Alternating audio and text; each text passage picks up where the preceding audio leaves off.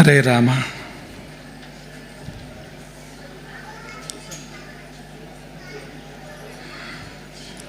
ಕರುಣರಸದ ಕೋಡಿ ಬರಿವ ಕಟಾಕ್ಷದ ಪರತತ್ವ ವರೂಪ ವಾಲಾಪದ ವರ ಪುಣ್ಯಮಯ ಶರೀರದ ನಿರಾಭಾರಿ ಗುರುವಿರಲೆನ್ನ ಮಾನಸದಿ. ಆ ಸದ್ಗುರುವಿರಲಿ ಎಲ್ಲರ ಮಾನಸದಿ.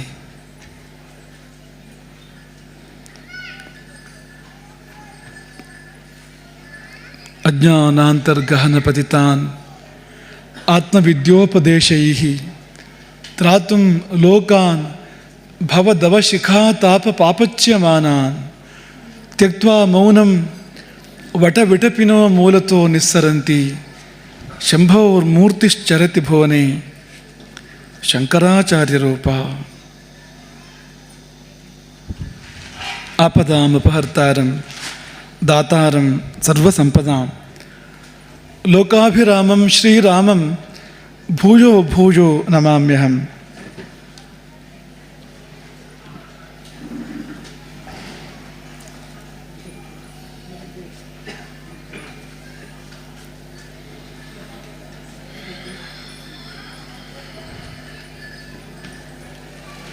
गावो मे पुरतः सन्तु गावो मे सन्तु पृष्ठतः गावो मे हृदये नित्यं गवां मध्ये वसाम्यहं.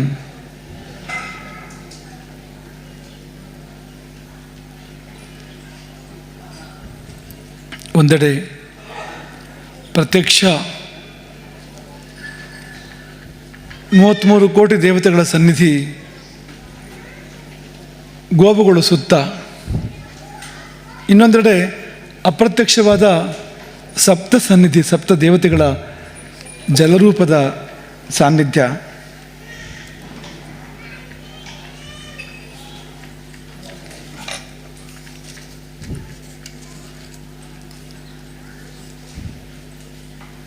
ಮತ್ತೊಂದೆಡೆ ಪೂಜ್ಯ ಆದಿಗುರುಗಳ ಜನ್ಮ ಜಯಂತಿ,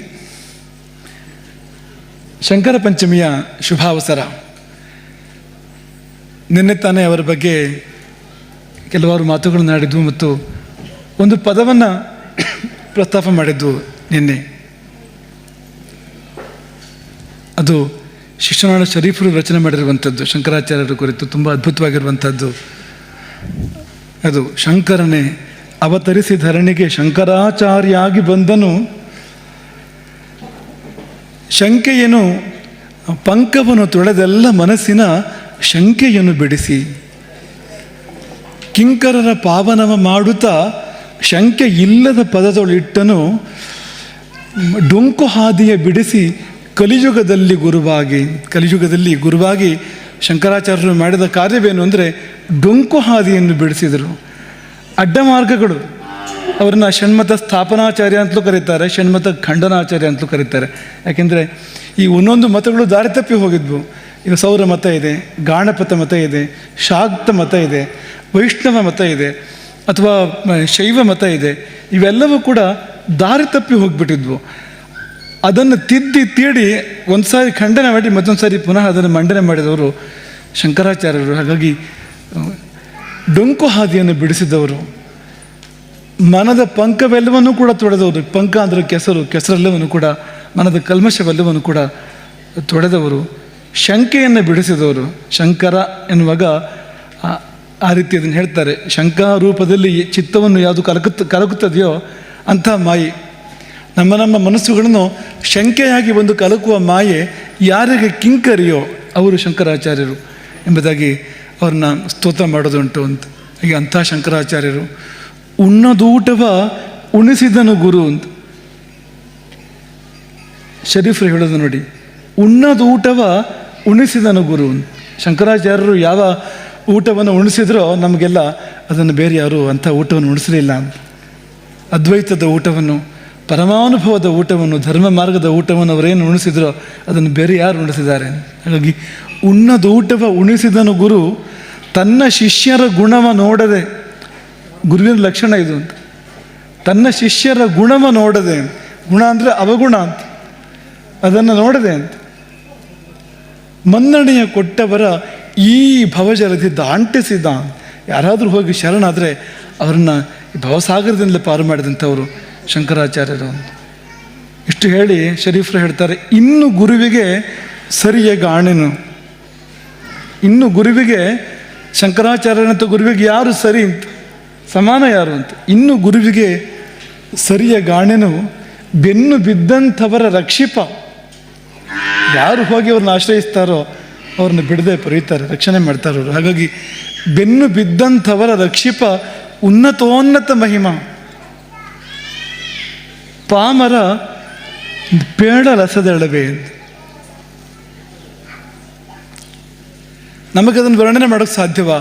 ನಮಗೆ ವರ್ಣಿಸೋಕ್ಕೆ ಸಾಧ್ಯವಾ ಅದನ್ನು? ಅಂದರೆ ಸಾಧ್ಯ ಇಲ್ಲ ಅಂತ. ಅಂತಹ ಆದಿಗುರುವಿನ ಈ ಒಂದು ಜನ್ಮ ಜಯಂತಿಯ ಸಂದರ್ಭದಲ್ಲಿ ಅವರಿಗೆ ಸಲ್ಲುವ ಕಾರ್ಯಗಳನ್ನು ಮಾಡಬೇಕು, ಅವರಿಗೆ ಪ್ರೀತಿಯಾಗುವ ಕಾರ್ಯಕ್ರಮಗಳನ್ನು ಮಾಡಬೇಕು, ತತ್ವಪ್ರದವಾದ ಬೋಧಪ್ರದವಾದ ಕಾರ್ಯಗಳನ್ನು ಮಾಡಬೇಕು.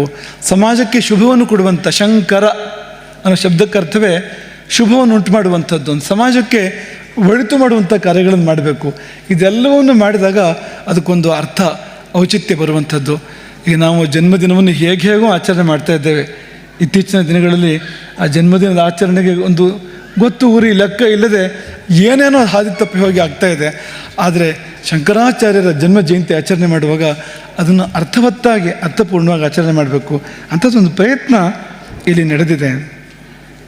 ಆ ಪ್ರಯತ್ನದ ಅಂಗವಾಗಿ ಇಲ್ಲಿ ಭಾಷ್ಯ ಪಾರಾಯಣ ಇರ್ಬೋದು, ವೇದ ಪಾರಾಯಣ ಇರ್ಬೋದು, ಇಂಥದ್ದೆಲ್ಲ ನಡೆದಿರುವಂಥದ್ದು. ನಿನ್ನೆ ಒಂದು ಮಹಾಪೂಜೆ, ಗುರುವಿನ ಮಹಾಪೂಜೆ ಅದಿರ್ಬೋದು.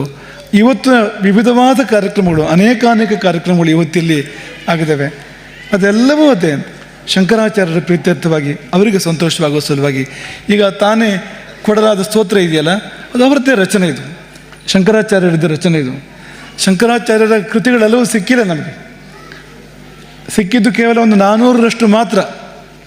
ಇನ್ನೆಷ್ಟು ಅವರಿಂದ ಬಂದಿದ್ದು ಹಾಗೆಯೇ ಹರಿದು ಹೋಗಿದೆಯೋ ನಮಗೆ ನಮ್ಮವರಿಗೆ ಬಂದು ತಲುಪದೆ ಅದು ಭಗವಂತನೇ ಬಲ್ಲ. ಅದು ಆದರೆ ತುಂಬ ಸಾಹಿತ್ಯಗಳು ನಷ್ಟವಾಗಿದೆ.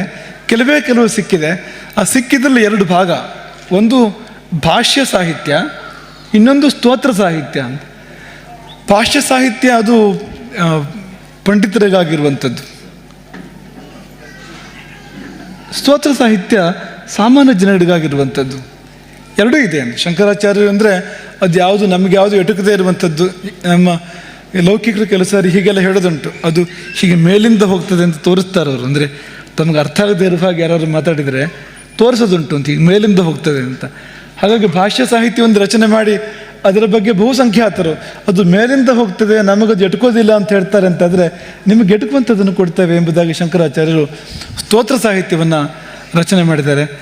ಎಂಥ ಪಾಮರನ್ನು ಕೂಡ ಅದನ್ನು, ಆ ಸ್ತೋತ್ರವನ್ನು ಹೇಳ್ಕೊಳ್ಬೋದು. ಅರ್ಥ ಗೊತ್ತಿಲ್ಲದಿದ್ದರೂ ಕೂಡ ಹೇಳ್ಕೊಂಡು ಮಾತ್ರದಿಂದಲೇ ಆ ಶಬ್ದಗಳಿಗೆ ಶಕ್ತಿ ಇದೆ. ಅದು ಮಂತ್ರ ರೂಪ ಅದು ಅಂತ. ಹಾಗಾಗಿ ಇದಕ್ಕೊಂದು ಫಲ ಇದ್ದೇ ಇದೆ. ಆದರೆ ಭಾವಿಸಿ ಹೇಳಿದರೆ 100 ಮಡಿ ಫಲ ಇದೆ. ಅರ್ಥಾನುಸಂಧಾನ ಪೂರ್ವಕವಾಗಿ ನೀವು ಅದನ್ನು ಹೇಳಿದರೆ ಅದಕ್ಕೆ ತುಂಬ ದೊಡ್ಡ ಫಲ ಇದೆ, ಪೂರ್ಣ ಫಲ ಇದೆ ಅದಕ್ಕೆ.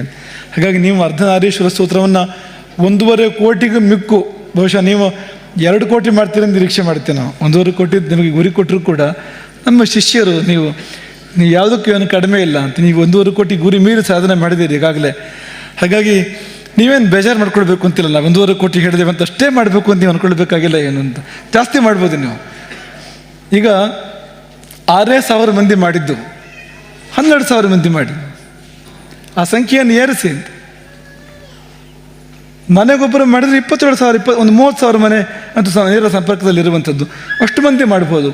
ಬೇರೆಯವರಿಗೂ ಇದರ ಉಪದೇಶವನ್ನು, ಇದರ ಬಗ್ಗೆ ಪ್ರೇರಣೆಯನ್ನು ಕೊಡಲಿಕ್ಕೆ ಸಾಧ್ಯ ಇದೆ. ಹಾಗಾಗಿ ಇಷ್ಟು ಬಾರಿ ಪುನರಾವರ್ತನೆ ಆಗ್ತದೆ. ಇದಕ್ಕೆ ಒಂದು ಬಾರಿ ಈಗ ಪ್ರಸ್ತುತವಾಗಿರ್ತಕ್ಕಂಥ ಈ ಅರ್ಧನಾರೀಶ್ವರ ಸ್ತೋತ್ರ ಕೋಟಿಗಟ್ಟಲೆ ಬಾರಿ ಎಲ್ಲೆಲ್ಲಿಯೋ ಪುನರಾವರ್ತನೆ ಆಗ್ತದೆ. ಅದರಲ್ಲಿ ನಮ್ಮ ತಾಯಂದಿರಂತೂ ಅವರಿಗೆ 1 ನಿಮಿಷದ ಪುರುಸೊತ್ತು ಸಿಕ್ಕಿದರೆ, ಎಲ್ಲಿಯಾದರೂ ಒಂದೇ 1 ನಿಮಿಷದ ಪುರುಸೊತ್ತು ಸಿಕ್ಕಿದರೆ ನಮ್ಮ ಶ್ರೀ ಗುರುಪಾದುಕ ಅಭ್ಯಾಸ ಶುರುವಾಯಿತು ಅಂತ ಲೆಕ್ಕ. ಅನಂತ ಸಂಸಾರ ಶುರುವಾಯಿತು ಅಂತ. ಈಗ ಬೇರೆ ಶುರುವಾಗ್ತದೆ ಮುಂದಕ್ಕೆ, ಚಾಂಪೇಯ ಗೌರ ಅದಂತ ಶುರುವಾಗ್ತದೆ ಮುಂದಕ್ಕೆ. ಸಮಯ ಹಾಳು ಮಾಡದೇ ಇರುವುದನ್ನು ಅವರಿಂದ ಕಲಿಬೇಕು, ತಾಯಂದಿರಿಂದ ಕಲಿಬೇಕು ಅಂತ.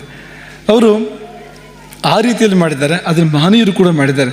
ಈ ಬಾರಿ ಮಹನೀಯರು ಅನೇಕರು ಮಾಡಿದ್ದಾರೆ. ಅವರು ಇನ್ನೂ ಹೆಚ್ಚು ಮಾಡಬೇಕು, ಹೆಚ್ಚೆಚ್ಚು ಮಾಡಬೇಕು. ಯಾಕೆಂದರೆ ಇದು ಅರ್ಧನಾರೀಶ್ವರ ಸ್ತೋತ್ರ. ಇದು ಅರ್ಧ ತಾಯಂದಿರು ಅರ್ಧ ಪುರುಷರು ಮಾಡಿದರೆ ಭಾರಿ ಚಂದ. ಅದು ಇರುವುದು ಹಾಗೆ.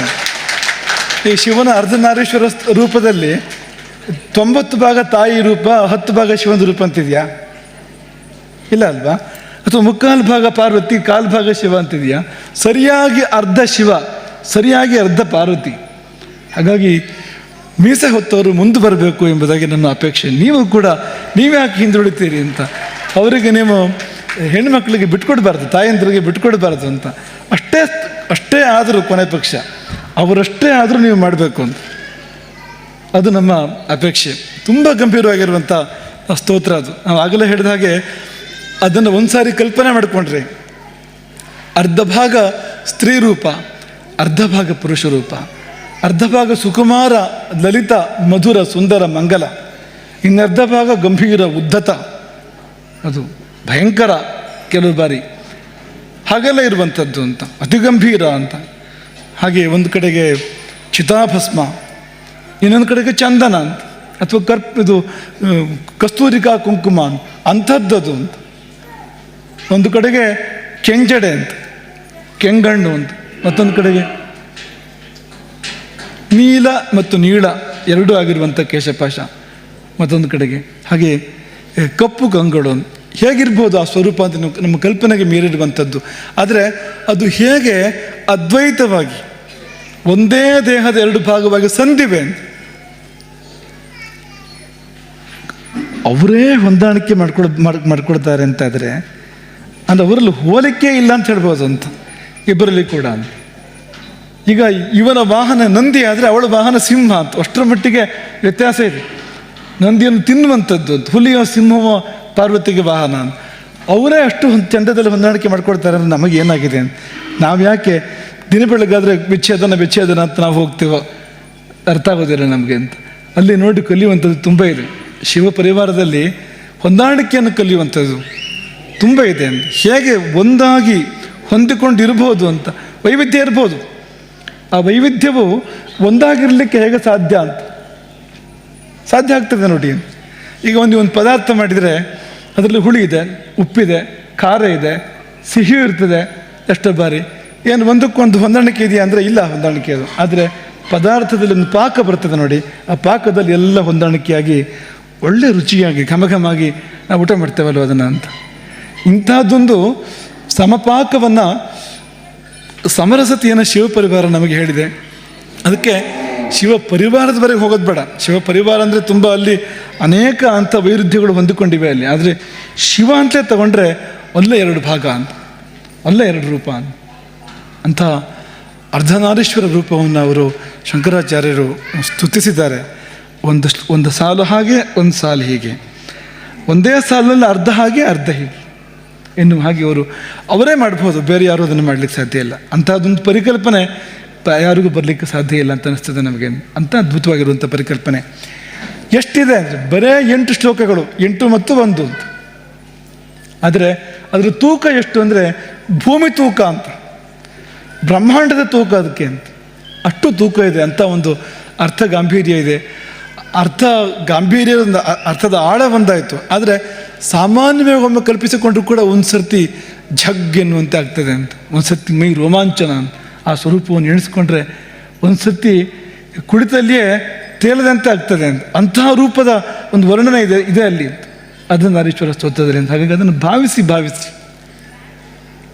ಅರ್ಥವನ್ನು ಭಾವಿಸಿ ಆ ಸ್ತೋತ್ರವನ್ನು ಪಠನ ಮಾಡಿದರೆ ತಾಯಿ ಮತ್ತು ತಂದೆ, ಜಗತ್ತಿನ ತಾಯಿ ಮತ್ತು ತಂದೆ ಇಬ್ಬರೂ ಒಲಿತಾರೆ, ಗುರುಗಳು ಒಲಿತಾರೆ. ಜಗದ್ಗುರು, ಜಗಜ್ಜನನಿ, ಜಗಜ್ಜನಕ, ಈ 3 ಆಶೀರ್ವಾದಗಳು ತ್ರಿವೇಣಿ ಸಂಗಮವಾಗಿ ಒಟ್ಟಿಗೆ ಸಿಗಬೇಕು ಅಂದರೆ ನೀವು ಅರ್ಧನಾರೀಶ್ವರ ಸ್ತೋತ್ರವನ್ನು ಪಠನ ಮಾಡಿ. ಅಲ್ಲಿ 3 ಇದೆ. ಜಗತ್ತಿನ ಜನನಿ ಜನಕರ ಸ್ತೋತ್ರ ನೇರವಾಗಿದೆ. ಗುಪ್ತಗಾಮಿನಿ ಅದ್ರ ಹಿಂದಿರ್ತಕ್ಕಂಥ ಗುರುಶಕ್ತಿ, ಅದನ್ನು ನಮಗೆ ಕೊಟ್ಟಿರುವಂಥ ಆದಿಗುರುಗಳು ಅಂತ 3 ಇದೆ ಅಲ್ಲಿ ಅಂತ. ಹಾಗಾಗಿ ಅಂಥ ಅರ್ಧನಾರೀಶ್ವರ ಸ್ತೋತ್ರ ಅದು ಭಗವತ್ಪಾದ ಶಂಕರರಿಗೆ ಅರ್ಪಣೆ ಆಗುವಂಥದ್ದು. ಮಾತೃತ್ವಂ ಇದೇ ಸಮಯದಲ್ಲಿ ಒಂದಷ್ಟು ಗುರುತಿಸುವ ಕಾರ್ಯವನ್ನು ಮಾಡಿದೆ. ಮಾತೃತ್ವದಲ್ಲಿ ತಾರೆ, ಸುತಾರೆ, ಮಹಾತಾರೆ ಅಂತ ಹೀಗೆಲ್ಲ ನಾವು ಕರಿತೇವೆ ಅದನ್ನು. ಅಂದರೆ ನಾವು ಹೇಳ್ಬೇಕಾದ್ರೆ ಸ್ವಲ್ಪ ನಾವು ಅಂದರೆ ತಮಾಷೆ ಮಾಡಿಯೂ ಹೇಳ್ಬೋದು ಅದನ್ನು. ಅದು ನಿಜವಾಗಿಯೂ ತಾರೆ ಇರೋರು, ನಕ್ಷತ್ರದಾಗಿ ಹೊಳಿತಾ ಇದ್ದಾರೆ. ತಾರೆ ಅಂದರೆ ಅದು ಅಂತ, ಸುತಾರೆಯಂತೆ, ಮಹಾತಾರೆಯಂತೆ ಹೊಳಿತಾ ಇದ್ದಾರೆ. ಹೊಳಪು ಯಾವುದು ಅಂದರೆ ಆ ಹೊಳಪು ಚಿನ್ನದ ಆಭರಣಗಳನ್ನು ಹಾಕ್ಕೊಂಡು ಬಂದಿದ್ದಲ್ಲ, ರೇಷ್ಮೆ ಸೀರೆ ಉಟ್ಕೊಂಡು ಬಂದಿದ್ದಲ್ಲ ಹೊಳಪು ಅದು, ಅಥವಾ ಅಂದುಲೇಪನಗಳನ್ನು ಹಚ್ಚಿಕೊಂಡು ಬಂದಿರುವಂಥ ಹೊಳಪಲ್ಲ ಅದು. ಮತ್ತು ಯಾವುದರಿಂದ ಬಂದಿದ್ದು ಅಂದರೆ ಸೇವೆಯಿಂದ ಬಂದಿರುವಂಥದ್ದು. ಗೋಸೇವೆಯನ್ನು 5 ಗೋವುಗಳನ್ನು ನಾನು ನೋಡ್ಕೊಳ್ತೇನೆ, 10 ಗೋವುಗಳನ್ನು ನಾನು ನೋಡ್ಕೊಳ್ತೇನೆ, 20 ಗೋವುಗಳನ್ನು ನಾನು ನೋಡ್ಕೊಳ್ತೇನೆ, 27 ಗೋವು ಅಧ್ಯಕ್ಷೆ ಈಶ್ವರಿ ಬೇರ್ಕೊಡು, 27 ಗೋವುಗಳು ನನ್ನ ಜವಾಬ್ದಾರಿ ಅಂತ. ಹೀಗೆ ಅವರ ಪ್ರಕಾಶ ಇದರಿಂದ ಬಂದಿರುವಂಥದ್ದು. ಈ ಗೋಸೇವೆಯ ಮೂಲಕವಾಗಿ ಬಂದಿರತಕ್ಕಂಥ ಒಂದು ನಿಜವಾದ ಪ್ರಕಾಶ ಅದು. ಆ ಪ್ರಕಾಶ ದೇಹ ಅಳಿದರೂ ಅಳಿದೇ ಇರತಕ್ಕಂಥ ಪ್ರಕಾಶ ಅದು. ಈ ಪ್ರಕಾಶ ಎಲ್ಲ ಆಭರಣ ಕಳಚಿಟ್ಟರೆ ಹೋಯ್ತು, ಮುಗೀತು, ಅಲ್ಲಿಗೆ. ಆಭರಣ ಕಂದಿದ್ರೆ ಕಪ್ಪಾದ್ರೆ ಅಲ್ಲಿ ಮುಗೀತು ಅದು. ಅದಕ್ಕಿಂತ ಒಳ್ಳೆ ಆಭರಣ ಬೇರೆ ಯಾರು ಹಾಕ್ಕೊಂಡು ಬಂದು ಅಲ್ಲಿಗೂ ಮುಗೀತು ಅಂತ ಆಗಲೂ ಕೂಡ ಅಂತ. ಆದರೆ ಆ ಶೋಭೆ ಇದೆಯಲ್ಲ, ತಾರೆ, ಸುತಾರೆ, ಮಹಾತಾರೆ ಅಂತ ಅನ್ನುವಾಗ ಆ ಬೆಳಕು ಎಂಥ ಬೆಳಕು ಅಂದರೆ ದೇಹ ಅಳಿದರೂ ಕೂಡ, ಈ ಜನ್ಮವೇ ಮುಗಿದರೂ ಕೂಡ ಮುಗಿದೇ ಇರ್ತಕ್ಕಂಥ ಬೆಳಕು ಅದು ಅಂತ. ಹಾಗಾಗಿ ಇವರು ತಾರೆಯರು, ಸುತಾರೆಯರು ಮತ್ತು ಮಹಾತಾರೆಯರು, ಅವರಿಗೆಲ್ಲ ಇವತ್ತು ಆಶೀರ್ವಾದಗಳನ್ನು ಕೊಡಲಾಗಿದೆ. ಹಾಗೆ ಅವರನ್ನು ತಾರೆ, ಸುತಾರೆಯರನ್ನಾಗಿ ಮಾಡಲಿಕ್ಕೆ ದಾನ ಕೊಟ್ಟವರು, ಗೋಸೇವೆಗೆ ಸಮರ್ಪಣೆ ಮಾಡಿರ್ತಕ್ಕಂಥವ್ರು, ಅವರಿಗೂ ಕೂಡ ಇವತ್ತು ಅವ್ರನ್ನೂ ಕೂಡ ಆಶೀರ್ವದಿಸ್ತಕ್ಕಂಥ ಸಂದರ್ಭ ಆಗಿದೆ. ಲಕ್ಷ ಭಾಗಿನಿಯರು, ಆ ಶಬ್ದ ತುಂಬ ಸುಂದರವಾಗಿದೆ. ಭಗಿನಿ, ತಂಗಿ, ಅಕ್ಕ ತಂಗಿಗೆ ಭಗಿನಿ ಅಂತ, ಬೆಹೆನ್ ಅಂತಾಗಿದೆ ಹಿಂದಿಯಲ್ಲದು. ಭಗಿನಿ, ಬಾಗಿನ ಅಂತಿದೆಯಲ್ಲ, ಕನ್ನಡದಲ್ಲಿ ಬಾಗಿನ ಅಂತ ಹೇಳ್ತೇನೆ, ನಿಜವಾಗಿ ಭಾಗಿನ ಅಂತ ಹೇಳ್ಬೇಕು ನಾವು ಅದನ್ನು. ಯಾಕೆಂದರೆ ಭಗಿನಿ ಶಬ್ದದಿಂದ ಭಗಿನಿಗೆ ಕೊಡುವಂಥದ್ದು, ಅದು ಭಾಗಿನ ಅದು. ಹಾಗೆ ಅದನ್ನು ನೆನಪಿಟ್ಕೊಂಡು ನಾವು ಭಾಗಿನಿ ಅಂತ ತಗೊಂಡಿದ್ದು ಅಂತ. ಲಕ್ಷ ಭಾಗಿನಿ ಅನ್ನುವಾಗ ಬೇರೆ ಅರ್ಥದಲ್ಲಿದೆ, ಅದು ಲಕ್ಷಕ್ಕೆ ಭಾಗಿನಿ ಆದವಳು ಅಂತ ಆ ಅರ್ಥದಲ್ಲಿದೆ. ಆದರೆ ಭಾಗಿನದ ನೆನಪಾಗಬೇಕು, ಹಾಗೆ ಭಗಿನಿಯ ನೆನಪು ಕೂಡ ಆಗಬೇಕು. ಅದಕ್ಕೋಸ್ಕರವಾಗಿ ಆ ಶಬ್ದ ಕೊಟ್ಟಿರ್ತಕ್ಕಂಥದ್ದು. ಅನೇಕರು ಲಕ್ಷ ಭಾಗಿನಿಯರು ಅವರು ಹೆಮ್ಮೆಯಿಂದ ಬಾಗಿನವನ್ನು ಸ್ವೀಕಾರ ಮಾಡಿದ್ದಾರೆ. ಈ ಬಾಗಿನಗಳೆಲ್ಲ ಅಪರೂಪ. ಈಗಿನ ಕಾಲದಲ್ಲಿ ಬಾಗಿನವೇ ಅಪರೂಪ. ಎಲ್ಲಿದೆ ಬಾಗಿನ? ಯಾರು ಕೊಡ್ತಾರೆ, ಯಾರು ತಗೊಳ್ತಾರೆ? ಯಾರಿಗಾದ್ರೂ ಔಚಿತ್ಯ ಗೊತ್ತಿದೆ? ಅದೇ ನಶಿಸಿ ಹೋಗ್ತಾ ಇದೆ. ಆದರೆ ಈ ಬಾಗಿನ ಇದೆಯಲ್ಲ, ಅಂದರೆ ಗೋ ಸೇವೆ ಮಾಡಿ ಬರುವ ಬಾಗಿನ ಇದೆಯಲ್ಲ, ಅದು ತುಂಬ ವಿಶೇಷವಾಗಿರುವಂಥದ್ದು ಅಂತ. ಅಂತಹ ಬಾಗಿನ ನಮ್ಮ ತಾಯಿಂದರು ಯಾವ ದಾರಿಯಲ್ಲಿ ಸಾಗ್ತಾ ಇದ್ದಾರೋ ಅದು ಇಡೀ ಪ್ರಪಂಚಕ್ಕೆ ಮಾದರಿ. ಇದು ಇಡೀ ಪ್ರಪಂಚದ ಎಲ್ಲ ತಾಯಂದಿರಿಗೆ, ಪುರುಷರಿಗೂ ಕೂಡ ಮಾದರಿ. ಅಂಥ ದಾರಿಯಲ್ಲಿ ನಮ್ಮ ಮಾತೆಯರು ಮತ್ತು ಅಕ್ಕ ತಂಗಿಯರು ಸಾಗ್ತಾ ಇದ್ದಾರೆ. ಅದನ್ನು ತುಂಬ ಸಂತೋಷವಾಗಿ ನಾವು ಹೇಳಲಿಕ್ಕೆ ಇಷ್ಟಪಡ್ತೇವೆ. ಹಾಗಾಗಿ ಒಂದು ವಿಶೇಷ ಹೊಣೆಗಾರಿಕೆ ಕೂಡ ಅವರು ಹೆಗಲೇ ಇರ್ತಾರೆ. ಅದೇನೆಂದರೆ ಈ ಗೋಸ್ವರ್ಗದ ಒಂದು ನೇತೃತ್ವ ಇದೆಯಲ್ಲ, ಅದನ್ನು ಮಾತೃತ್ವಕ್ಕೆ ಕೊಡಲಾಗ್ತಾ ಇದೆ. ಇನ್ನು ಮುಂದೆ ಬರುವ ದಿನಗಳಲ್ಲಿ ಈ ಗೋಸ್ವರ್ಗದ ನೇತೃತ್ವವನ್ನು, ಗೋಸ್ವರ್ಗದ ನಿರ್ವಹಣೆಯ ನೇತೃತ್ವವನ್ನು ಮಾತೃತ್ವಕ್ಕೆ ಕೊಡಲಾಗ್ತಾ ಇದೆ. ಹಾಗಾದರೆ ಈ ತಾಯಂದಿರು ಏನಾದ್ರು ಅದಕ್ಕೋಸ್ಕರವಾಗಿ ಹಿಂಭಾಗದಿಂದ ಪ್ರಯತ್ನಪಟ್ಟು ಮಾಡಿಸ್ಕೊಂಡಿದ್ದ ಅಂದರೆ ಹಾಗಲ್ಲ. ಅಲ್ಲ, ಪುರುಷರೇ ಅನೇಕರು ಸೇರಿ ನಮಗೆ ಬಂದು ಸಲಹೆ ಕೊಟ್ಟಿದ್ದು. ಇದು ಅವರಿಗೆ ಕೊಡೋದು ಒಳ್ಳೆಯದು ಅನ್ನೋದನ್ನು, ಆ ಸಲಹೆ ಬಂದಿದ್ದು ಮಹನೀಯರಿಂದ. ತಾಯಂದಿರು ಸ್ವಲ್ಪ ಅವರು ಹಿಂದೆ ಮುಂದೆ ನೋಡ್ತಾ ಇದ್ದಾರೆ, ಮಾಡಬೇಕೋ ಬೇಡವೋ, ಸಾಧ್ಯವೋ ಇಲ್ಲವೋ, ಹೇಗಾಗ್ಬೋದು ಅಂತ ಯೋಚನೆ ಮಾಡ್ತಾ ಇದ್ದಾರೆ. ಆದರೆ ಮಹನೀಯರಿಗೆ ಮಾತೆಯರ ಮೇಲೆ ನಂಬಿಕೆ ತುಂಬ ಇದೆ. ಅವರಿಗೆ ಕೊಟ್ಟರೆ ಸರಿ ಅನ್ನೋ ಭಾವನೆ ಅವರಿಗಿದೆ. ಆದರೆ ಮಹನೀಯರಿಗೆ ನಾವು ಹೇಳೋದು ಏನಂದರೆ, ನೀವು ಮೆಲ್ಲ ಅವ್ರನ್ನ ಗೋಸ್ವರ್ಗದ ಕೆರೆಗೆ ಹಾಕಿ ಹೊರಟು ಬಿಡಬೇಡಿ ನೀವು ಅಂತ, ತಾಯಂದಿರನ್ನು ಅಂತ ಒಟ್ಟಿಗೆ ಇರಬೇಕಾಗ್ತದೆ ಅಂತ. ನೀವು ಈ ತಾಯಂದಿರ ಯಶಸ್ಸಿನ ಹಿಂದೆ ಮಹನೀಯರು ನೀವು ಇದ್ದೀರಿ, ನಾವು ಚೆನ್ನಾಗಿ ಬಲ್ಲವು, ತಾಯಂದಿರು ಬಲ್ಲರು. ನೀವು ಅದನ್ನು ಈ ಪ್ರಮಾಣದಲ್ಲಿ ಮಠದಲ್ಲಿ ಸೇವೆ ಮಾಡಬೇಕಾದ್ರೆ ಅದಕ್ಕೆ ಆ ಮನೆಯಲ್ಲಿ ಮಹನೀಯರ ಪೂರ್ಣ ಬೆಂಬಲ, ಎಲ್ಲ ರೀತಿ ಬೆಂಬಲ ಇದರಿಂದಲೇ ಸಾಧ್ಯ ಆಗ್ತಾ ಇರುವಂಥದ್ದು. ಈಗ ಹೊಸದೊಂದು ಸವಾಲು ಮಾತೃತ್ವ ಮುಂದೆ ಬಂದು ನಿಂತಾಗ ಮಹನೀಯರು ಹಿಂದೆ ನಿಲ್ಲಬಾರ್ದು, ಅವರಿಗೆ ಬೇಕಾದ ಎಲ್ಲ ಸಹಯೋಗವನ್ನು ಕೊಡಬೇಕು. ಒಂದಿಷ್ಟು ಜನರನ್ನು ನಾವು ನೇಮಕವೇ ಮಾಡ್ತಾಯಿದ್ವಿ, ಅದು ವೈಯಕ್ತಿಕ ಹೊಣೆಗಾರಿಕೆಯ ರೂಪದಲ್ಲಿ ನೀನು ಈ ಕೆಲಸವನ್ನು ಗೋಸ್ವರ್ಗದಲ್ಲಿ ಮಾಡಿಕೊಡಬೇಕು, ಗೋವುಗಳಿಗೆ ಸೇವೆ, ತಾಯಂದಿರಿಗೂ ಕೂಡ ಒಂದು ಸಹಕಾರ ಎನ್ನುವುದಾಗಿ ನೇಮಕವೇ ಮಾಡುವಂಥ ಚಿಂತನೆಗಳಿದೆ. ಹಾಗೆ ಮಾತೃತ್ವ ಅಲ್ಲದಿದ್ದರೂ ಕೂಡ ದೊಡ್ಡ ಭಾರ ಅವರ ಮೇಲೆ ಇದೆ. ಈಗಾಗಲೇ ಈ ಗೋಸ್ವರ್ಗ ನಡೀತಾ ಇರೋದ್ರಲ್ಲಿ ದೊಡ್ಡ ಪಾಲು ಸಿಂಹಪಾಲು ಅವ್ರದ್ದಿದೆ. ಸಿಂಹಪಾಲು ಅಂತ ಹೇಳಬೇಕು, ಸಿಂಹಿಣಿ ಪಾಲು ಅಂತ ಹೇಳಬೇಕು ಗೊತ್ತಿಲ್ಲ, ಅವ್ರದ್ದೇ ಇದೆ ಈಗಲೂ ಕೂಡ ಅಂತ. ಮತ್ತೊಂಚೂರು ಜಾಸ್ತಿ ಅಷ್ಟೇ, ಬೇರೆ ಏನೂ ಇಲ್ಲ ಅಂತ. ಅವರು ಅದನ್ನು ತುಂಬ ಚೆನ್ನಾಗಿ ಮಾಡ್ತಾರೆ ಅನ್ನೋ ನಿರೀಕ್ಷೆ ಇದೆ. ಯಾಕಂದರೆ ಮಾತೃತ್ವಮ್ಗೆ ಇಡೀ ಸಮಾಜದಲ್ಲಿ ವ್ಯಾಪ್ತಿ ಇದೆ. ಮತ್ತು ಅವರು ಹೋಗಿ ಕೇಳಿದರೆ ಇಲ್ಲ ಅನ್ನೋರು ಯಾರೂ ಇಲ್ಲ. ಮತ್ತು ಮಾತೆಯ ನೋವನ್ನು ಮಾತೆಯೇ ಅರ್ಥ ಮಾಡಿಕೊಳ್ಳಬಲ್ಲಳು. ಒಬ್ಬಾಕೆ ಮಾತೆಯ ನೋವನ್ನು ಮತ್ತೊಬ್ಬಾಕೆ ಮಾತೆಯೇ ಅರ್ಥ ಮಾಡಿಕೊಳ್ಳಬಲ್ಲಳು. ಈಗ ಒಂದು ಪ್ರಸವ ವೇದನೆ ಹೇಗಿರ್ತದೆ ಅಂತ ಯಾವತ್ತೂ ಪುರುಷರಿಗೆ ಅರ್ಥ ಆಗೋಕ್ಕೆ ಸಾಧ್ಯ ಇಲ್ಲ. ಅದು ಅವರಿಗೆ ಗೊತ್ತಾಗ್ತದೆ. ಅದೊಂದು ಜನ್ಮ ಕೊಡುವಾಗ, ಮಗುವಿಗೆ ಜನ್ಮ ಕೊಡುವಾಗ ಏನು ಕಷ್ಟ ಆಗ್ತದೆ ಅಂತ ಪುರುಷರಿಗೆ ಯಾವತ್ತಾರು ಗೊತ್ತಾಗೋಕ್ಕೆ ಸಾಧ್ಯವ? ಕಲ್ಪನೆ ಮಾಡ್ಕೊಳ್ಬೋದು. ಅವರಿಗೆ ಹಲ್ಲು ನೋವು ಬಂದಾಗ ಏನಾಗ್ಬೋದು, ಅಥವಾ ಇನ್ನೊಂದು ಏನೋ ಒಂದು ಹೊಟ್ಟೆ ನೋವು ಬಂದಾಗ ಅದನ್ನು ಕಲ್ಪನೆ ಮಾಡ್ಕೊಳ್ಬೋದು ಹೊರತು ಅದು ಹೇಗಿರ್ತದೆ ಅಂತ ಮಾತೆಗೆ ಗೊತ್ತು ಅಂತ. ಹಾಗಾಗಿ ಈ ಮಾತೆಯರ ಭಾರ, ಗೋಮಾತೆಯರ ಭಾರ ಮಾತೆಯರ ಹೆಗಲ ಮೇಲೆ ಎನ್ನುವಂತೆ ಇದೆ. ಆದರೆ ಅವರಿಗೆ ನಾವು ಒಂದು ಅಭಯವನ್ನು ಕೊಟ್ಟಿದ್ದೇವೆ. ನಿಮ್ಮ ಹಿಂದೆ ಗುರುಪೀಠೆ ಇದೆ. ನಿಮಗೆ ಎಲ್ಲೇ ಯಾವುದೇ ಹಂತದಲ್ಲಿ ಏನೇ ಕೊರತೆ, ಕಡಿಮೆ, ಹಿಂದೇಟು ಅಂತ ಅನಿಸಿದರೆ ಅದನ್ನು ತುಂಬಿಕೊಡುವ ಕಾರ್ಯವನ್ನು ಗುರುಪೀಠೆ ಮಾಡ್ತದೆ ಎಂಬುದಾಗಿ ನಾವು ಅದನ್ನು ಅವರಿಗೆ ಹೇಳಿದ್ದೇವೆ. ಇವತ್ತು ಸಾರ್ವಜನಿಕವಾಗಿ ಎಲ್ಲರ ಮುಂದೆ ಅದನ್ನು ಹೇಳ್ತಾ ಇದ್ದೇವೆ. ಹಾಗೊಂದು ವಿಶಿಷ್ಟವಾಗಿರುವಂಥ ಬದಲಾವಣೆ ಮಾತೆಯರು ಇದೇ ಮೊದಲ ಬಾರಿಗೆ ಮುಂದಿನಂತೂ ಇಂಥದ್ದೊಂದು ದೊಡ್ಡ ಸಂಸ್ಥೆಯನ್ನು, 2 ಸಂಸ್ಥೆಗಳು ತುಂಬ ದೊಡ್ಡದು ನಮ್ಮಲ್ಲಿ. ಒಂದು ವಿಷ್ಣುಗುಪ್ತ ವಿಶ್ವವಿದ್ಯಾಪೀಠ, ಇನ್ನೊಂದು ಈ ಗೋಸ್ವರ್ಗ. ಅದರಲ್ಲಿ ಒಂದರ ಹೊಣೆಗಾರಿಕೆಯನ್ನು ಮಾತೆಯರು ಹೊರ್ತಾ ಇದ್ದಾರೆ. ಅವರಿಗೆ ವಿಶೇಷ ಆಶೀರ್ವಾದಗಳು. ಅವರಿಗೆ ಈ ಭಾರ ಹೂವೆತ್ತಿದಂತೆ ಆಗಲಿ ಅಂತ ಒಂದು ಚಿಕ್ಕ ಉದಾಹರಣೆ ಕೊಟ್ಟು ನಾವು ಅದನ್ನು ಇಲ್ಲಿಂದ ಮುಂದಕ್ಕೆ ಹೋಗ್ತೇವೆ. ರಾವಣನಿಗೂ ಮತ್ತು ಲಕ್ಷ್ಮಣನಿಗೂ ಯುದ್ಧ ಆಯಿತು. ಯುದ್ಧದಲ್ಲಿ ಲಕ್ಷ್ಮಣ ಮೂರ್ಛಿತನಾದ. ಆಗ ರಾವಣನಿಗೊಂದು ದುರುದ್ದೇಶ, ಒಂದು ದುರಾಲೋಚನೆ ಬಂತಂತೆ. ಅದೇನಂದ್ರೆ, ರಾಮನಿಗೆ ಬಹಳ ಪ್ರೀತಿಯವನು ಲಕ್ಷ್ಮಣ, ಇವನನ್ನು ಎತ್ಕೊಂಡು ಲಂಕೆಗೆ ಹೋಗ್ಬಿಟ್ರೆ ಆಗ ಮುಂದೆ ರಾಮ ಏನು ಮಾಡ್ತಾನೆ? ಲಕ್ಷ್ಮಣ ಬೇಕು ಅಂದರೆ ತಾನು ಹೇಳಿದಲ್ಲಿಗೆ ಬರಬೇಕು ಅಂತ, ನಾನು ಹಾಗೆ ಮಾಡ್ಬೋದು ಅಂತ. ಅವತ್ತಿನ ಕಾಲದಲ್ಲಿ ಇತ್ತು ನೋಡಿ ಇಂಥ ಯೋಚನೆಗಳೆಲ್ಲ ಅಂತ. ಹಾಗೆ ಲಕ್ಷ್ಮಣನನ್ನು ಎತ್ಕೊಂಡು ಹೋಗಬೇಕು ಅಂತ ಮನಸ್ಸು ಮಾಡಿದಂತೆ. ಲಕ್ಷ್ಮಣ ಮೂರ್ಛಿತನಾಗಿದ್ದ, ಆದರೆ ಎಲ್ಲೋ ಒಂದು ಭಾಗ ಎಚ್ಚರ ಇತ್ತು ಅಲ್ಲಿ ಕೂಡ ಅಂತ. ಮೂರ್ಛಿತನಾದ ಲಕ್ಷ್ಮಣನಲ್ಲಿ ಕೂಡ ಒಂದು ಚಿಕ್ಕ ಭಾಗ ಎಚ್ಚರ ಇತ್ತು ಅಂತ. ಅದು ವೈಷ್ಣವ ಭಾಗ ಅದು ಅಂತ. ಹಾಗೆ ಲಕ್ಷ್ಮಣ ಒಳಗೊಳಗೆ ಭಾವಿಸ್ತಾನೆ ಅಂತ, ನಾನು ಯಾರು ಅಂತ, ನಾನು ಶ್ರೀ ವಿಷ್ಣುವಿನ ಒಂದು ಭಾಗ ಅಂದಾಗ ಯೋಗ ಸಿದ್ಧಿಗಳೆಲ್ಲ ಬಂದು ನಿಂತು ಅವನ ಮುಂದೆ. ಏನಪ್ಪಣೆ ಏನು ಸೇವೆಬೇಕು ಅಂತ. ಯೋಗ ಸಿದ್ಧಿಗಳು, ಅಷ್ಟ ಸಿದ್ಧಿಗಳ ಪೈಕಿಯಲ್ಲಿ ಒಂದು ಗರಿಮ ಅಂತ, ತೂಕ ಹೆಚ್ಚಾಗ್ತಾ ಹೋಗುವಂಥದ್ದು, ಭಾರ ಆಗ್ತಾ ಹೋಗುವಂಥದ್ದು. ಆ ಸಿದ್ಧಿಯನ್ನು ಸ್ವೀಕಾರ ಮಾಡಿ ಅಲ್ಲೇ ಬಿದ್ದಲ್ಲಿಂದಲೇ ಲಕ್ಷ್ಮಣ ಭಾರವಾಗ್ತಾ ಹೋಗ್ತಾನೆ.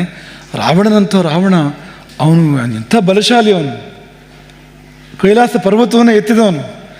ಅವನಿಗೆ ಲಕ್ಷ್ಮಣನನ್ನು ಎತ್ತಲಿಕ್ಕೆ ಆಗಲಿಲ್ವಂತೆ, ನೆಲ ಬಿಡಿಸಲಿಕ್ಕೆ ಆಗಲಿಲ್ವಂತೆ. ವಾಲ್ಮೀಕಿಗಳು ವರ್ಣನೆ ಮಾಡ್ತಾರೆ, ಭೂಮಂಡಲವನ್ನೇ ಎತ್ತಿ ಬಿಡಬಹುದು, ರಾವಣ ಹಾಕಿದ ಶಕ್ತಿಗೆ ಇಡೀ ಭೂಮಿಯನ್ನೇ ಎತ್ತಿ ಬಿಡಬಹುದಿತ್ತು ಅಂತ. ಆದರೆ ಲಕ್ಷ್ಮಣನನ್ನು ಎತ್ತಲಿಕ್ಕೆ ಸಾಧ್ಯ ಆಗಲಿಲ್ಲ ಅಂತ. ಆಗ ಎಲ್ಲಿಂದಲೋ ಹನುಮಂತ ಬಂದು ಒಂದು ಮುಷ್ಟಿ ಪ್ರಹಾರವನ್ನು ರಾವಣನಿಗೆ ಮಾಡಿ ಅವನನ್ನು ರಕ್ತ ಕಾರಿಸಿ ಅವನ ಹತ್ತ ಕಳುಹಿಸಿ ಲಕ್ಷ್ಮಣನ ಎತ್ಕೊಂಡು ಹೋಗ್ತಾನೆ. ಅವನು ಹೇಗೆ ಎತ್ಕೊಂಡು ಹೋದ ಅಂದರೆ, ಒಂದು ಮಗುವನ್ನು ಎತ್ಕೊಂಡು ಹೋದಂತೆ ಎತ್ಕೊಂಡು ಹೋಗ್ತಾನೆ. ಚಿಕ್ಕ ಎಳೆಯ ಶಿಶುವನ್ನು ತಾಯಿ ಎತ್ಕೊಂಡು ಹೋದ ಅಂತ. ಅಲ್ಲಿ ವಾಲ್ಮೀಕಿಗಳು ಒಂದು ವಾಕ್ಯದ ವಿವರಣೆ ಕೊಡ್ತಾರೆ. ಅಲ್ಲಿ ಅವ್ರೇನು ಹೇಳ್ತಾರೆ ಅಂದರೆ, ಹನುಮಂತನ ಪರಮ ಭಕ್ತಿಗೆ ವಶನಾಗಿ ಲಕ್ಷ್ಮಣ ಹಗುರಾದ ಅಂತ. ಲೀಲಾಜಾಲವಾಗಿ ಹನುಮಂತ ಎತ್ಕೊಂಡು ಹೋಗಕ್ಕೆ ಸಾಧ್ಯ ಆಯಿತು ಲಕ್ಷ್ಮಣನನ್ನು ಅಂತ. ಹಾಗೆ ಈ ಗೋಮಾತೆಯರು ನಿಮಗೆ ಭಾರ ಆಗೋದಿಲ್ಲ, ಅವರು ಹಗುರಾಗ್ತಾರೆ. ಮಾತೆಯರು ಎತ್ಕೊಳ್ಳೋಕೆ ಬಂದಾಗ, ಈ ಗೋಸ್ವರ್ಗದ ಭಾರವನ್ನು ಮಾತೆಯರು ಎತ್ಕೊಳ್ಳೋಕೆ ಬಂದಾಗ, ಲಕ್ಷ್ಮಣನ ಎತ್ಕೊಳ್ಳೋಕೆ ಹನುಮಂತ ಬಂದಾಗ ಏನಾಯಿತೋ ಹಾಗೆ ಆಗ್ತದೆ. ನಿಮಗಿದು ಭಾರ ಆಗೋದಿಲ್ಲ, ಹಗುರಾಗ್ತದೆ ಅನ್ನೋದನ್ನು ಈ ಕಥೆಯ ಮೂಲಕ ನಾವು ನೆನಪು ಮಾಡ್ತಾ ಇರುವಂಥದ್ದು. ಹಾಗೆ ಗೋಪಾಲ ಗೌರವವನ್ನು ಕೊಡಲಾಗಿದೆ. ಕೇಳಿ ಗೋಸ್ವರ್ಗ. ಹೀಗೆ ಗೋಸೇವೆಯನ್ನು ಯಾರು ಮಾಡ್ತಾ ಇದ್ದಾರೋ ಅವರಿಗೆ ಪ್ರತಿ ವರ್ಷವೂ ಕೂಡ ಗೋಪಾಲ ಗೌರವ ಅಂತವರಿಗೆ ಅದನ್ನು ಕೊಡಮಾಡಲಾಗ್ತಾ ಇದೆ. ಕೊಡಬೇಕು ಅದನ್ನು. ಈ ವರ್ಷವೂ ಕೂಡ 4 ಮಂದಿ ಅರ್ಹರಿಗೆ, ತುಂಬ ಯೋಗ್ಯತೆ ಇರುವಂಥವರಿಗೆ 4 ಮಂದಿಗೆ ಸಿಕ್ಕಿದೆ ಅಂತ. ಗೋವಿಗಾಗಿ ಚಿಂತನೆ ಮಾಡಿದವರು, ಬರೆದವರು, ಮಾತನಾಡಿದವರು, ಗೋವುಗಳನ್ನು ಸಾಕಿದವರು, ಸ್ವತಃ 100 ಗೋವುಗಳನ್ನು ಮನೆಯಲ್ಲಿ ಸಾಕಿದವರು, ಗೋಶಾಲೆಯಲ್ಲಿರುವಷ್ಟು ಗೋವುಗಳು ಮನೆಯಲ್ಲಿ ಅಂತ. ಗೋವಿಗಾಗಿ ರಕ್ತ ಸುರಿಸಿದವರು, ಸೆರೆಮನೆಗೆ ಹೋದವರು, ಹೋರಾಟಗಳನ್ನ ಮಾಡಿದವರು, ಅಂಥವರನ್ನು ಗುರುತಿಸಿ 4 ಮಂದಿಯನ್ನು ಗುರುತಿಸಿ ತುಂಬ ಯೋಗ್ಯ ವ್ಯಕ್ತಿಗಳಿಗೆ, ತುಂಬ ಸರಿಯಾದ ವ್ಯಕ್ತಿಗಳಿಗೆ ಈ ಒಂದು ಸನ್ಮಾನವನ್ನು, ಒಂದು ಗೋಪಾಲ ಗೌರವವನ್ನು ಕೊಡಲಾಗಿದೆ. ಅವರಿಗಿದು ಸ್ಫೂರ್ತಿಯನ್ನು ತುಂಬಲಿ, ಇನ್ನಷ್ಟು ಗೋಸೇವೆಯನ್ನು ಮಾಡಲಿ ಮತ್ತು ಸಮಾಜದಲ್ಲಿ ಕೂಡ ಒಂದು ಪ್ರೇರಣೆಯನ್ನು ಇದು ಕೊಡಲಿ, ಹೆಚ್ಚು ಹೆಚ್ಚು ಮಂದಿ ಗೋಸೇವೆಗೆ ಮುಂದಾಗಲಿ ಎಂಬುದಾಗಿ ನಾವು ಆಶಿಸ್ತೇವೆ. ಇನ್ನೊಂದು ದೊಡ್ಡ ಕಾರ್ಯ ಇವತ್ತು ಆಗಿದೆ. ಅದೇನೆಂದರೆ ಒಂದು ಹೋಮ, ಮತ್ತೊಂದು ಪ್ರಸಾದ, ಔಷಧ. ಇದೆಲ್ಲ ಏನಪ್ಪ ಅಂದರೆ ಕೃಷಿ ಕ್ಷೇತ್ರವನ್ನು ಕಾಡುವಂಥ ದೊಡ್ಡ ಪಿಡುಗು ಎಲೆ ಚುಕ್ಕಿ ರೋಗ ಅಂತದಕ್ಕೆ ಹೆಸರು. ಎಲೆ ಚುಕ್ಕಿ ರೋಗ ಅಂತ. ಅದಕ್ಕೆ ಈಗ ಮನುಷ್ಯರಿಗೆ ಅರ್ಬುದ ರೋಗ ಬಂದ ಹಾಗೆ ಅಂತ, ಹಾಗೆ ಅದಕ್ಕೆ ಪರಿಹಾರವೇ ಇಲ್ಲ ಅನ್ನೋ ಪರಿಸ್ಥಿತಿ ಇದೆ. ಅದು ಬಂದಾಗ ಮರಕ್ಕೆ ಮರವೇ, ತೋಟಕ್ಕೆ ತೋಟವೇ ನಾಶ, ಒಂದೊಂದು ಕುಟುಂಬವೇ ಒಕ್ಕರೆದ್ದು ಹೋಗುವಂಥ ಪರಿಸ್ಥಿತಿ ಏನಿಲ್ಲ ಅಂತ. ಇಡೀ ತೋಟದಲ್ಲಿ ನಿಮಗೆ ಒಂದಿಷ್ಟು ಅಡಿಕೆ ನಿಮಗೆ ಸಿಗೋದಿಲ್ಲ ಅನ್ನೋಂಥ ಪರಿಸ್ಥಿತಿ ಇದು ನಡೀತಾ ಇದೆ. ದೊಡ್ಡ ರೀತಿಯಿಂದ ಹಾನಿ ಆಗ್ತಾ ಇದೆ. ಕೃಷಿಕರ ಮೇಲೆ ಗದಾ ಪ್ರಹಾರ, ವಜ್ರ ಪ್ರಹಾರ ಆಗ್ತಾ ಇದೆ ಎಲೆಚುಕ್ಕಿ ರೋಗದ ಮೂಲಕವಾಗಿ. ಸ್ಪಂದಿಸಬೇಕಾದದ್ದು ಮಠದ ಕರ್ತವ್ಯ. ಕಾಲಿಕವಾದ ಸಮಸ್ಯೆಗಳಿಗೆ, ಸಂಕಟಗಳಿಗೆ ಸ್ಪಂದಿಸಬೇಕಾದದ್ದು ಮಠದ ಕರ್ತವ್ಯ ಎಂಬುದನ್ನು ಮನಗಂಡು ಅದರ ಅಂಗವಾಗಿ ಮೊದಲನೇದಾಗಿ ಅದು ಅಲ್ಲಲ್ಲಿ ಮಾಡಿದೆ ಇದಕ್ಕಿಂತ ಮುಂಚೆ. ಈಗ ಒಂದು ಸಮಷ್ಟಿ ರೂಪದಲ್ಲಿ ಒಂದು ಆವಹಂತಿ ಹವನದ ಮೂಲಕವಾಗಿ ಈ ಒಂದು ರೋಗವನ್ನು ಎದುರಿಸಬೇಕು, ದೈವಿಕವಾಗಿರುವಂಥ ಸಹಾಯ ಬೇಕು, ದೈವಿಕವಾದ ಆಶೀರ್ವಾದ ಬೇಕು ಅಂತ. ಹಾಗಾಗಿ ಇಡೀ ಸಮಾಜವನ್ನು ಪೀಡಿಸುವ ಈ ಮಹಾಮಾರಿಯನ್ನು ಓಡಿಸಲಿಕ್ಕೆ, ಇದನ್ನು ದೂರ ಮಾಡಲಿಕ್ಕೆ ಒಂದು ಮಂತ್ರಗಳ ಶರಣು ಹೋಗಿ ಧಾರ್ಮಿಕ ವಿಧಿವಿಧಾನಗಳನ್ನು ಇಲ್ಲಿ ನಡೆಸಲಾಗಿದೆ. ಹೋಮವನ್ನು, ಅದಕ್ಕೆ ಹಿಡಿರತಕ್ಕಂಥ ಹೋಮವನ್ನು ಮಾಡಲಾಗಿದೆ. ಅಷ್ಟು ಮಾತ್ರ ಅಲ್ಲ, ಅದರ ಅಂಗವಾಗಿ ಪ್ರಸಾದವನ್ನು ಅಥವಾ ರಕ್ಷೆಯನ್ನು, ತೀರ್ಥವನ್ನು, ಇದೆಲ್ಲವನ್ನು ಕೂಡ ಅಭಿಮಂತ್ರಿಸಿ ಅಲ್ಲಿಗೆ ತೋಟಗಳಿಗೆ ಎಲ್ಲಿ ಸಮಸ್ಯೆ ಇದೆಯೋ ಆ ತೋಟಗಳಿಗೆ ಅದನ್ನು ಕಳುಹಿಸುವಂಥ ಒಂದು ವ್ಯವಸ್ಥೆಯನ್ನು ಕೂಡ ಮಾಡಲಾಗಿದೆ. ಸಾಲದಕ್ಕೆ ನಾವು ನಮ್ಮ ಗೋಫಲದ ಮೂಲಕವಾಗಿ ಔಷಧವನ್ನು ಪ್ರಯೋಗ ಮಾಡೋದು, ಬರೀ ಕೇವಲ ಧಾರ್ಮಿಕ ಮಾತ್ರ ಅಲ್ಲ, ವ್ಯಾವಹಾರಿಕ ಕ್ಷೇತ್ರದಲ್ಲಿ ಕೂಡ ಒಂದು ಹೆಜ್ಜೆಯನ್ನಿಟ್ಟು ಔಷಧವನ್ನು ಕೊಡುವಂಥದ್ದು, ಆ ಪ್ರಯತ್ನ ಕೂಡ ಮಾಡಲಾಗಿದೆ ಅಂತ. ಅದು ಪ್ರಯತ್ನ ಅಂದರೆ ಅದಕ್ಕೆ ಗೌರವ ಕಡಿಮೆ ಆಗ್ತದೆ. ಯಶಸ್ವಿ ಪ್ರಯತ್ನ ಅಂತ ಹೇಳಬೇಕು ನಾವು ಅದನ್ನು ಅಂತ. ಯಶಸ್ವಿ ಪ್ರಯತ್ನ ಅಂತ. ನಮ್ಮ ಗೋಫಲದ ಅದಕ್ಕೆ ದಶಸಾರ ಅಂತ ನಮ್ಮ ಗೋಪುರದ ಒಂದು ಗೊಬ್ಬರ ಇದೆ ಈಗಾಗಲೇ.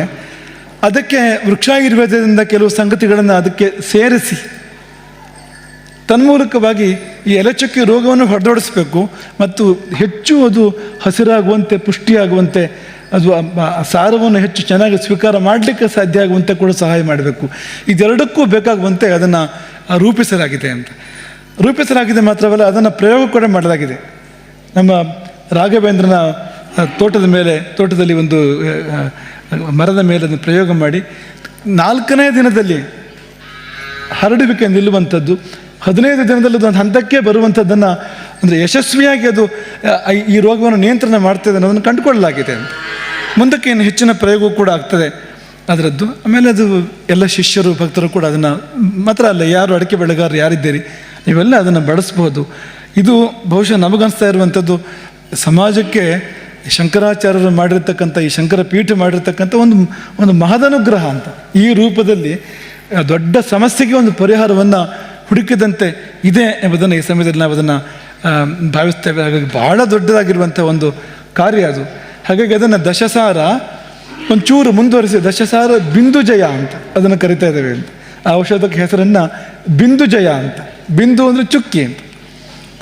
ಬಿಂದುಜಯ ಅಂದರೆ ಚುಕ್ಕಿಯನ್ನು ಜಯಿಸುವಂಥದ್ದು, ಎಲೆ ಚುಕ್ಕಿಯನ್ನು ಜಯಿಸುವಂಥದ್ದು. ಎಲೆಗಳಲ್ಲಿ ಚುಕ್ಕಿ ಚುಕ್ಕಿ ಬರ್ತಾ ಇದೆ, ಅದನ್ನು ಜಯಿಸ್ತದೆ, ಗೆಲ್ತದೆ ಅನ್ನೋ ಕಾರಣಕ್ಕೆ ಬಿಂದುಜಯ ಅನ್ನೋ ಹೆಸರನ್ನು ಅದಕ್ಕೆ ಕೊಡಲಾಗ್ತಾ ಇದೆ. ಯೋಗದಲ್ಲಿ ಒಂದು ಬಿಂದುಜಯ ಬರ್ತದೆ.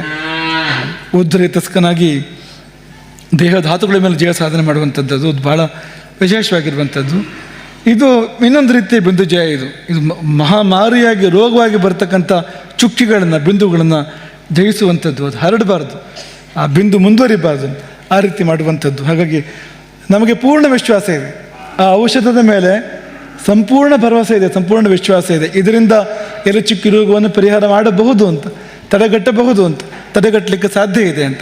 ಸರಿಯಾಗಿ ಇದನ್ನು ಪ್ರಯೋಗ ಮಾಡಿ ವಹಿಸಬೇಕಾದ ಮುನ್ನೆಚ್ಚರಿಕೆಗಳನ್ನು ವಹಿಸಿದರೆ ಇದು ಸಾಕು ಅಂತ, ಇದು ಪರ್ಯಾಪ್ತ ಎನ್ನುವಂಥ ಇದೆ. ಇದು ಇನ್ನಷ್ಟು ಅದರ ಮೇಲೆ ಅದನ್ನು ಇನ್ನೂ ಕೂಡ ಪರಿಷ್ಕಾರ ಮಾಡುವಂಥದ್ದು, ಇದನ್ನು ಇನ್ನೂ ಸುಧಾರಣೆ ಮಾಡುವಂಥದ್ದು ಇದ್ದೇ ಇದೆ. ಹಾಗಾಗಿ ಅದನ್ನು ಸಮಾಜ ಬಳಸಿ ಈ ಮಹಾಮಾರಿಯಿಂದ ಬಿಡುಗಡೆಯನ್ನು ಕಂಡುಕೊಳ್ಳಲಿ ಎಂಬುದಾಗಿ ನಾವು ಆಶಿಸ್ತೇವೆ. ನಮ್ಮ ಸುಚೇತನ ಶಾಸ್ತ್ರಿಗಳು ಇದೇ ಚಿಂತನೆಯಲ್ಲಿ ಕಳೆದ ಕೆಲವು ದಿನಗಳಿಂದ ಈ ಎಲೆಚುಕ್ಕಿ ರೋಗಕ್ಕೆ ಏನಾದ್ರು ಒಂದು ಮಾಡಬೇಕು, ಬರೀ ಮಂತ್ರ ಮಾತ್ರ ಅಲ್ಲ ಔಷಧವೂ ಮಾಡಬೇಕು ಅಂತ ನಮ್ಮ ಬಳಿ ಅನೇಕ ಬಾರಿ ಚರ್ಚೆ ಮಾಡಿದ್ದು.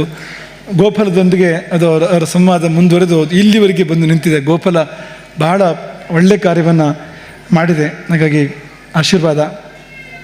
ಹಾಗೆ ಸ್ವರ್ಗಸಾರ ಸವಿಶೇಷ ಅಂತ ಇನ್ನೊಂದು ಒಂದು ಉತ್ಪನ್ನವೂ ಕೂಡ ಇವತ್ತು ಬಿಡುಗಡೆಯಾಗಿದೆ. ಸ್ವರ್ಗಸಾರವೇ ವಿಶೇಷ ಇದೆ ಅಂತ ಅಂಥದ್ದು. ಆಮೇಲೆ ಮತ್ತೊಂದೆರಡು ನಮಗೆ ಪದೇ ಪದೇ ತುಂಬ ಜನರಿಗೆ ಬೇಕಾಗುವಂಥದ್ದು ಅಥವಾ ಆಗಾಗ ಬೇಕಾಗುವಂಥದ್ದು ಸುಸಂಧಿ. ಅಂದರೆ ಈ ಸಂಧಿಗಳಲ್ಲಿ ನೋವಿದ್ದರೆ ಅದಕ್ಕೆ ಪರಿಹಾರ ಮಾಡಿಕೊಡುವಂಥದ್ದು. ಇವತ್ತು ಇಲ್ಲ ಅನ್ನೋರೇ ಭಾಳ ಕಷ್ಟ ಅಂತ ಅನಿಸ್ತದೆ ಅಂತ. ಸಂಧಿ ಇರೋದೇ ನೋಯಲಿಕ್ಕೆ ಅಂತ ಆಗ್ಬಿಟ್ಟಿದೆ ಅಂತ. ಈಗ ಮಠ ಇದ್ದಿದ್ದರಿಂದ ಒಂದು ಸ್ವಲ್ಪ ಕೆಳಗೆ ಕೂತ್ಕೊಳ್ಳೋಂಥ ಅಭ್ಯಾಸ ಇದೆ. ಈಗ ಇಲ್ದಿದ್ರೆ ಈ ಮಂಡಿಗಳೆಲ್ಲ ಅದಕ್ಕೆ ಬಗ್ಗಲಿಕ್ಕೆ ಗೊತ್ತಿಲ್ಲ ಅನ್ನೋ ಸ್ಥಿತಿ ಬಂದುಬಿಡ್ತಿತ್ತು. ಒಂದು ಮಂಡಿಗಳೆಲ್ಲ ಸೀದಾಗ್ಬಿಡ್ತಿದ್ವು, ಬಗ್ಲಿಕ್ಕೆ ಗೊತ್ತಿಲ್ಲ ಅನ್ನೋ ಥರ ಆಗ್ಬಿಡ್ತಿದ್ವಿ ಅನ್ನೋ ಅಂತ.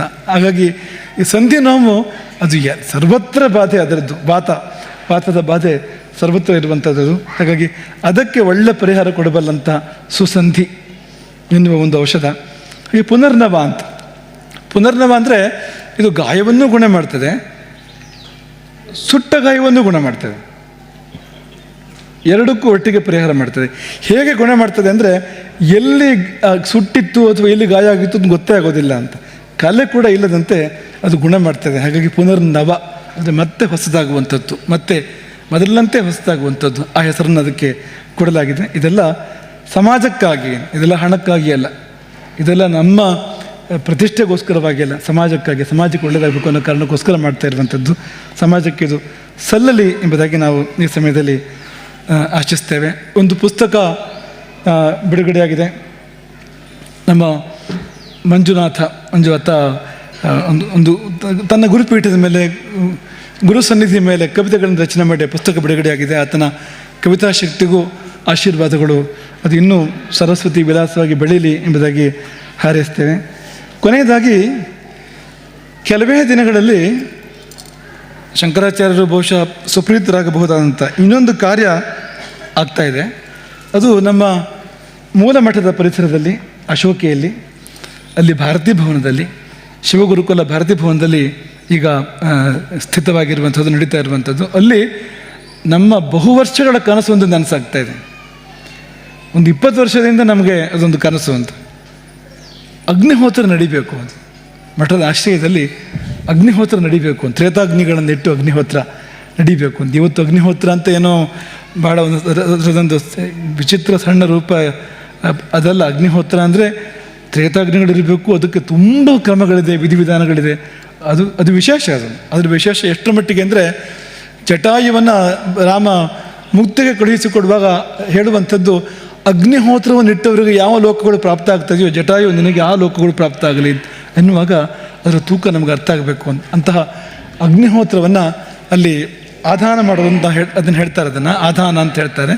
ಅಗ್ನಿಹೋತ್ರವನ್ನು ಅರಣ್ಯ ಮೂಲಕವಾಗಿ ಅದನ್ನು 2 ಹೋಮಯೋಗ್ಯವಾದ ವೃಕ್ಷಗಳನ್ನು, ಶುಭ ವೃಕ್ಷಗಳನ್ನು ಘರ್ಷಣೆ ಒಳಪಡಿಸಿ ಬೆಂಕಿ ಹುಟ್ಟುತ್ತದೆ, ಅರಣ್ಯ ಅಂತ ಕರೀತಾರೆ ಅದನ್ನು. ಅಲ್ಲಿಂದ ಅದು ಅಗ್ನಿ ಮುಂದುವರೆದು ಅಗ್ನಿಹೋತ್ರವಾಗುವಂಥದ್ದು. ಆ ಆಧಾನದ ಕಾರ್ಯಕ್ರಮ ಆ ಸಮಯದಲ್ಲಿ, ಅಂದರೆ ಅದು ಅಗ್ನಿಹೋತ್ರದ ಶುಭಾರಂಭ ಅಂತ.